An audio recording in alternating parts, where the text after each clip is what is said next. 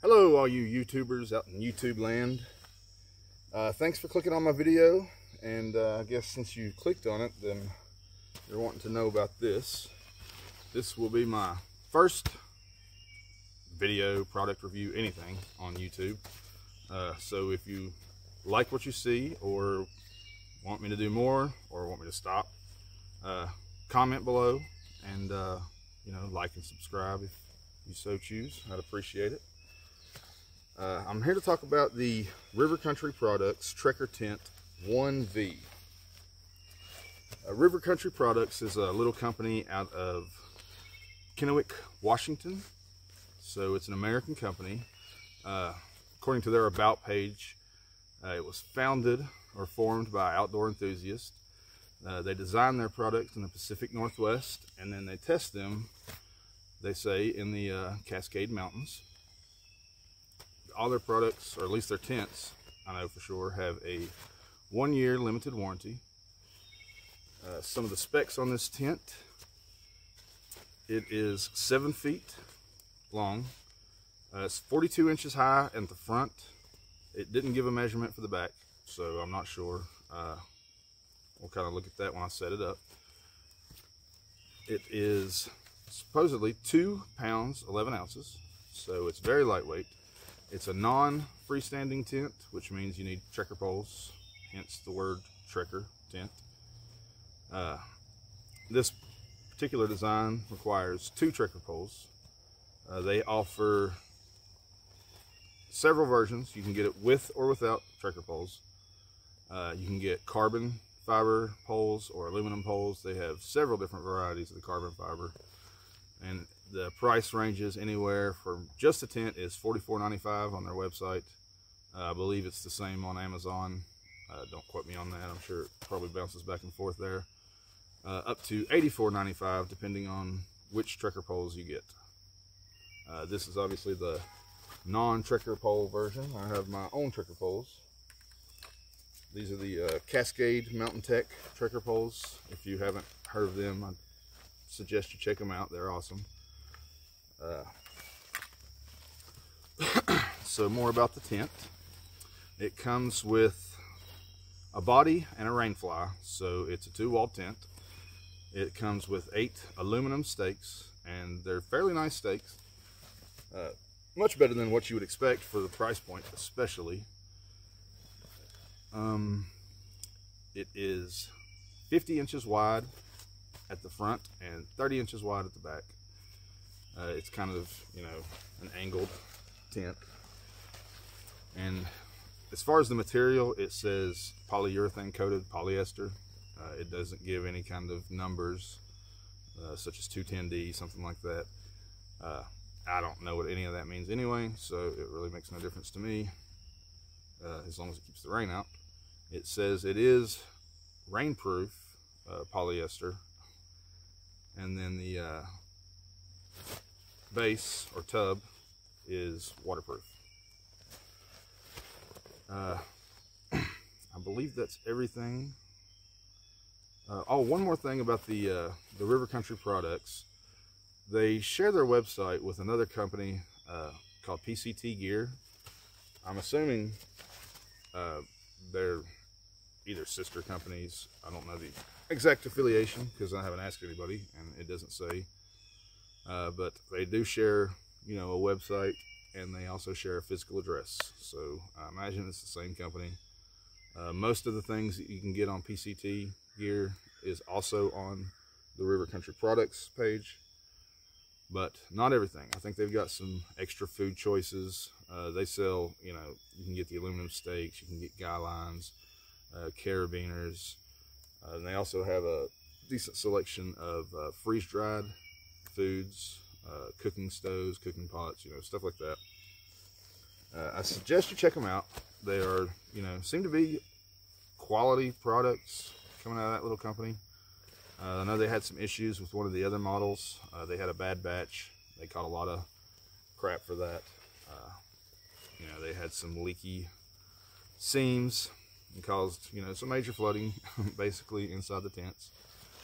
But they said they fixed that, and I believe that is the 2.2 version. They are a nice little company. I actually, full disclosure, they sent me this tent for the purpose of a review, so I did not pay for it. And I told them that, that I would only do it if I could give, my honest opinion. And I also am planning a comparison review with another budget backpacking tent that I got off of Amazon. That one I did pay for. So watch for that if you're interested in that. But I'm gonna open this thing up, and you can see it packs down fairly small. I mean, that's a pretty small tent. It's got that much on the bag, so they expected it to be all the way out.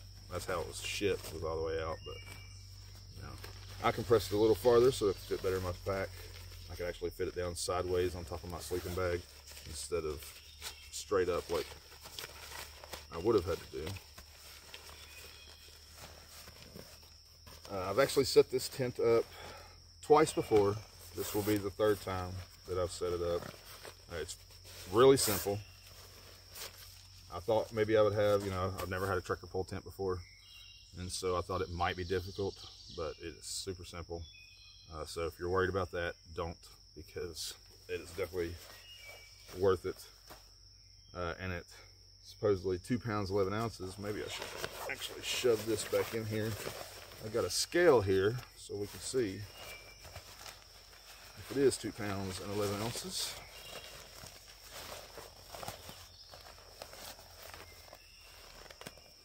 Now I imagine that number is probably just the tent without this carry sack, or stuff sack, if you will. But I don't know, it doesn't say on there, so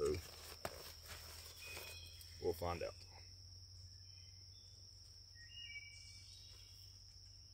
Let's see, let's set it to pounds, I suppose. Stand up for this.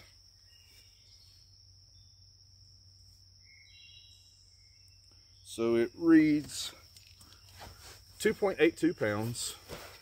So that would be very close to the 2 pounds 11 ounces. I don't know exactly. I can set it to ounces. I don't feel like doing the math in my head, so we'll try that as well. And I'll weigh it in kilograms for you gram people.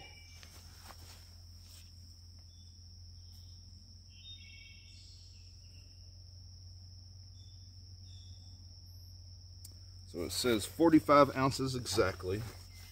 So what, 16 ounces in a pound?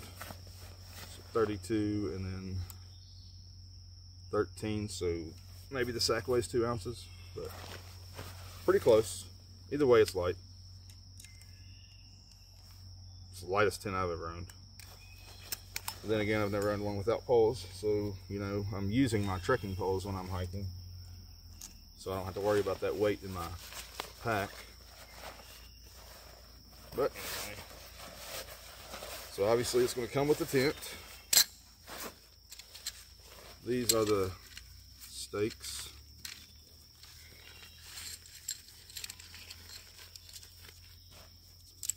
And you can see they're pretty good quality aluminum stakes, much better than I expected. They do have this little hole at the top. I don't know why they didn't just tie a piece of guy line or paracord, little loop, so it makes it easier to pull them up. I did plan on doing that before this review, but it didn't happen. So before I use it, officially on the trail, this is just a camping excursion, basically. I'm out in the woods. On the very back of my family's property, we have a farm here in Virginia, Appalachian Mountains. And so I thought it'd be a good place to test it out. It's been raining off and on all day. It's supposed to rain tonight, it's supposed to rain tomorrow. So I thought it would be a good time to try to test it. Kind of the weather I was hoping for. And then you've got your Rainfly, which also has a vestibule that extends out from the front. And with this style tent, you can use trekking poles, obviously, if you have them, or if you don't have them and would like to purchase them. You can get the version with the trekking poles, but you can also use a stick, you know, on the front and the back. Just cut it down to the right size, make sure it's pretty sturdy, and maybe round off the tip so you don't stab through anything. And you could probably use, well, I'm positive you could use a ridge line, which seems like it would be way too much work considering, you know, sticks are laying around, or just get trekking poles, because hiking with trekking poles is so much easier. Climbing up onto the top of this ridge, well, 3/4 up the way, was so much easier with trekking poles. It was actually the first time I've climbed up here with trekking poles. Normally we're just up here looking for cattle, you know. So I was really impressed. I didn't have to stop and catch my breath, and this is a very steep hill that we have here. So I highly recommend using trekking poles. If you don't, at least try it out. You may love it, and you may hate it, because some people do.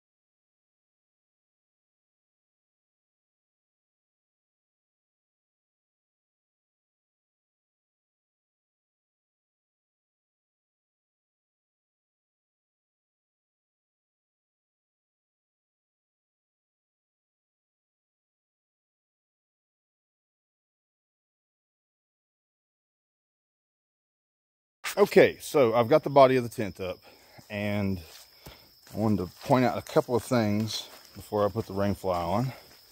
Flip you around here. All right, if you notice, I didn't pound that stake in. The reason why is because when I put the Rainfly on, this needs to slide up under the Rainfly, and I actually use, I don't know if you're supposed to, but I use the same stake for my vestibule to stretch it out along with this one. I just loop it around that on top of that one. And so I didn't tighten that up yet because I don't know if I need to adjust it. It says 42 is what they recommend, 42 inches. You can see, obviously, I have this much higher, which it makes it good and tight. I always use a ground cover. I don't know if you noticed, or well, I'm sure y'all saw it, but I always use a ground cover, whether I feel like I need to or not. Especially, you know, it's so wet up here today. The other tent, I will not use a ground cover, simply because I only have one that I brought with me. But you've got the guy lines to pull the extra room out on the sides. And of course, the trekking pole in the back, you can see how much lower it is, how it angles up. And this one is so low that none of the numbers even register. So, well, there's one at 100 centimeters, but this is pretty much flush. So, you know, it's shorter than that. And you can see it's good and tight, good quality material. I haven't seen any imperfections that I've noticed yet. Like I said, this is the third time I'm looking at it. no like bad stitching or anything. I did see a couple of loose threads that were just kind of hanging on when I first opened it, but they weren't actually attached to anything. They were just kind of laying on there. And so I figured that was just, you know, they didn't brush it off before they packaged it and shipped it out. And you can see the grommets here that you can slide your the carbide tip through, so you don't have to worry about tearing the strap or messing anything up.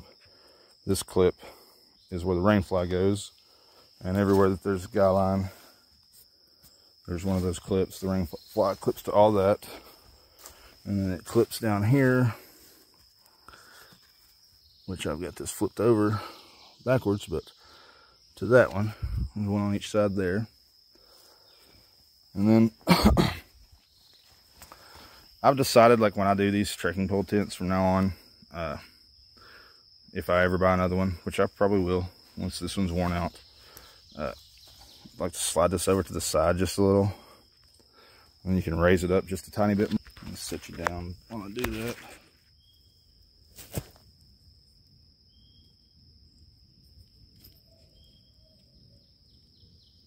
And that way, it's not right in front of the door, because all these seem to be made that way,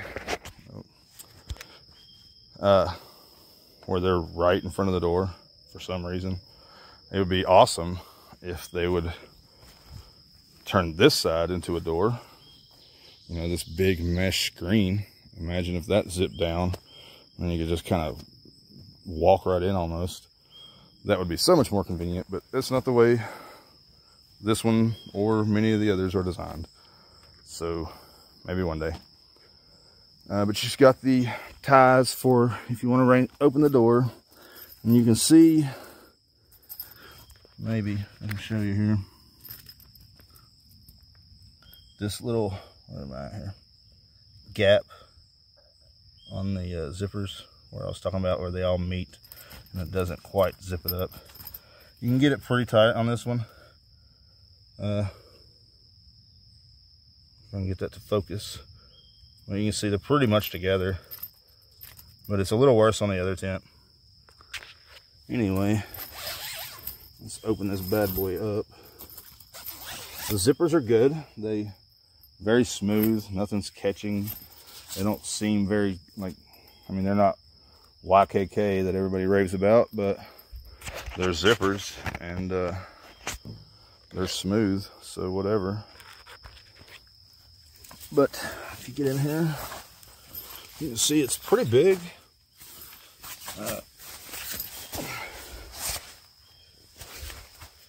You're going to be muddy, since my shoes are muddy. You can ideally, you know, leave your shoes, boots, whatever you tend to wear outside. But you can see, you know, the seams seem to be good.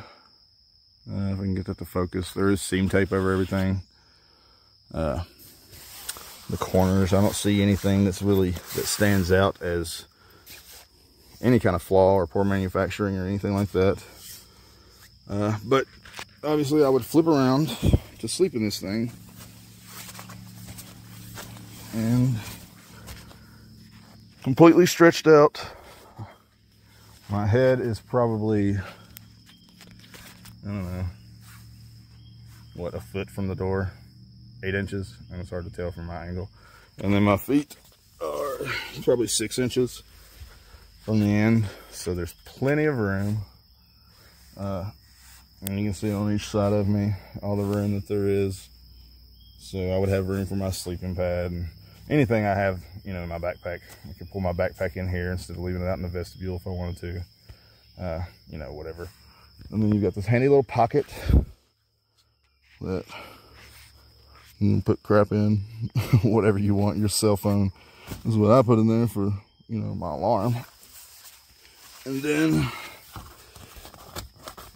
I saw something on the website about lantern loops, but I don't know what they're talking about. I don't see anything that would be considered a lantern loop unless it's talking. Oh yeah, there's one. Okay, yeah, right there with the very edge at the top of the door, you can hang a light. I don't know if you can see that real well, but right here I'm tugging on the loop. Okay, So crawl out of this thing. Covers the majority of the tent. It kind of leaves the back corners. You'll see when I get it on here, but which I don't know if that means it's like a hybrid between a single wall and a double wall tent, or if it's still considered a double wall tent. I don't know the rules on that. So I call it a double wall tent, but I could be wrong. And when I do this, I like to put the front one on first. It just seems easier. There's a thick sleeve that kind of slides down over top of the, I missed it completely, but that you can see it from there. Oh, there's a hook too. I forgot about that. So there's a hook right in the corner. It hooks onto this little latch thing, or ring, plastic ring. And then all this seam tape and stuff, it's like thicker right here, is going to slide over the top of this trekking pole, which this actually, the front one has, it's got the metal ring to put it through, but there's also a nylon strap that covers the top of the pole so that you don't stab through this thing. Hook it on. Try to center it onto that spot.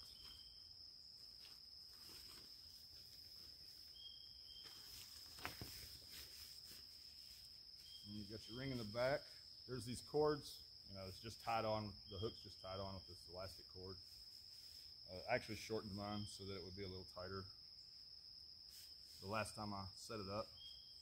So we'll see if that stayed in effect or if I set it up differently this time. I don't know, I think there's minor adjustments that I make each time so far that makes it a little different than the last time I did it.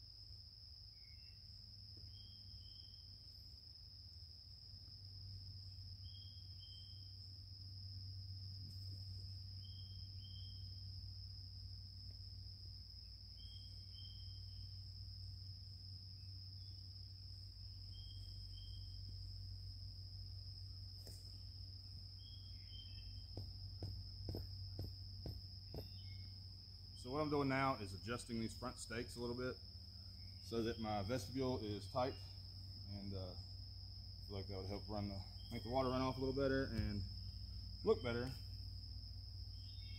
for sure.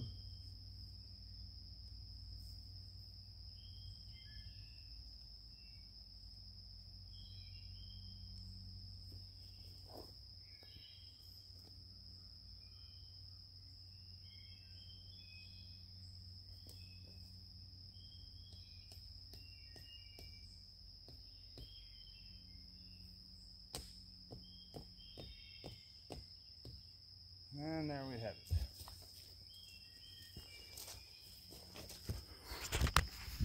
So now I'll give you a look with the Rainfly on there. Everything is fairly tight. I could obviously tighten this down. That's pretty loose. So I will go back and do that a little bit. But you get the gist. This one is actually fairly tight. So when I tighten that one, it'll probably tighten this a little bit more too. But everything else looks pretty good. When I first, I guess you saw me adjusting it, I had that off just a little.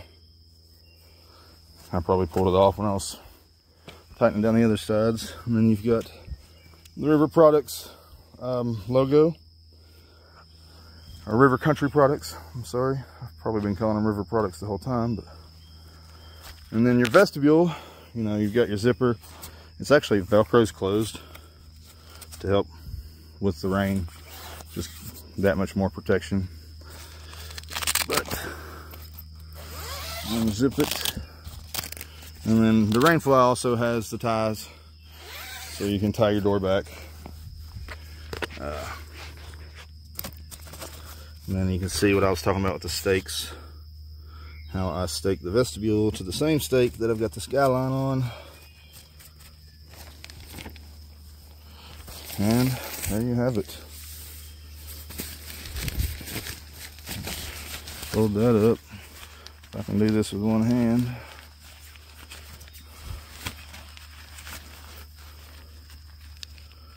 And it's gonna be tricky. Alright. I can walk and talk at the same time. But you can see everything looks good. This is not against the walls. You do have some space in there, so you don't have to worry about it laying on the tent and getting the tent soaked. And then at the back here is what I was talking about, that isn't actually covered by the Rainfly. So we'll see how that does, if that affects anything. I'm going to stay in this tonight and get rained on. Overall, I really like this tent. I hope it does well in the rain. And after a night in it, maybe two, we'll see, I'll come back and give you my final thoughts.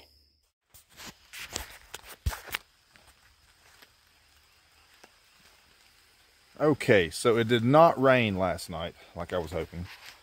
But it did start raining about 10 this morning when I was packing up. So I left the tents up. It's 8:20 now, p.m. And, well, obviously. So we're going to check on these tents, see if they're dry inside. It's rained pretty hard today. Everything is good and saturated. So you can see the tent. This is the first one. The River Country Products. Trekker Tent 1V. You see some water is pulled up on that. So we'll see how wet or dry it is inside.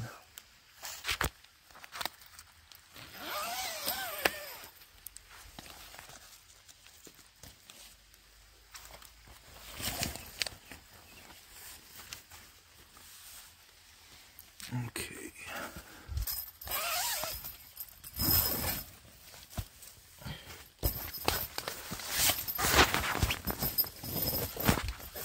And it is completely dry. There's not a drop of water in it anywhere. The mesh is still dry completely. So it did great. Nothing by the door. I'll go all the way to the end just to be sure. Dry as a bone. Alright. So it did great in the rain.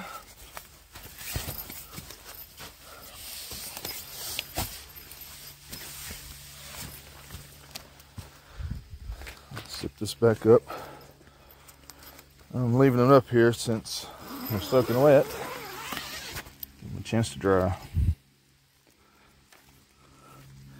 Don't feel like carrying wet tents out of here. Okay, so what do I think about the River Country Products tent? The Trekker 1V is fantastic. I love this thing. It did great in the rain. I'm very impressed with it. They have a great product on their hands. I highly recommend it. You cannot go wrong with the Trekker 1V. Thanks for watching. I hope you like what you see. Like and subscribe. Don't forget to click that notification bell, and I'll see you next time. Okay, so I'm here doing this tent reviews, and I don't know if you can see over there, but it's a bear with 2 cubs, 3 cubs. Yeah. Let's get it out of here. It's coming towards camp. Go, yeah. You see them, they're not running. Mama bear's trying to get them out of there though. You see them running up the hill.